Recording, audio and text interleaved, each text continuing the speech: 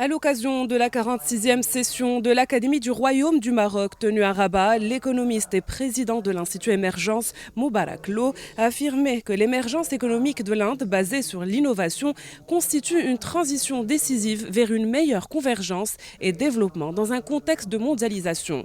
Décryptant les détails de l'économie et l'émergence indienne, M. Lo a fait savoir que la mondialisation a fait que les pays, même avec une faible population, peuvent continuer à croître en misant sur l'innovation. Aujourd'hui, l'Inde est en tournant, mais l'Inde n'a pas encore fini, disons, d'avoir une croissance forte. L'Inde devrait pouvoir encore, dans les 10 prochaines années, évoluer à des taux de 7, 8, voire 10%, parce qu'il y a beaucoup de potentiel non exploité en Inde, notamment dans le domaine de la manufacture. Aujourd'hui, c'est les services qui se développent, mais si l'Inde veut accélérer la réduction de la pauvreté, il faut que l'industrie manufacturière prenne son envol. C'est un peu sur ce thème-là que j'ai exposé. Mais en tout cas, l'avenir paraît radieux pour l'Inde. C'est un peu le pays à surveiller pour les 10 prochaines années. Parce que la Chine a déjà fini de démontrer ce qu'elle savait faire.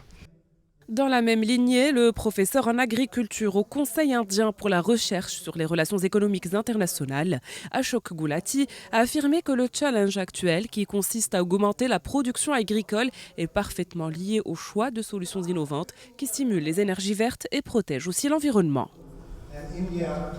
The challenge of tackling the pollution, air pollution. À force d'avoir une plus grande production, la pollution de l'air, du sol et de l'eau est devenue une thématique très sérieuse en Inde. L'Inde s'est engagée à couvrir au moins 40% de ses besoins énergétiques par des ressources renouvelables à l'horizon 2030, visant 100 gigawatts d'ici 2020. L'Académie du Royaume du Maroc poursuit son exploration des grandes régions du monde en vue de créer des passerelles entre les intellectuels des deux bords et favoriser l'échange, le dialogue et les expériences diverses à travers la perspective d'une approche pluridisciplinaire.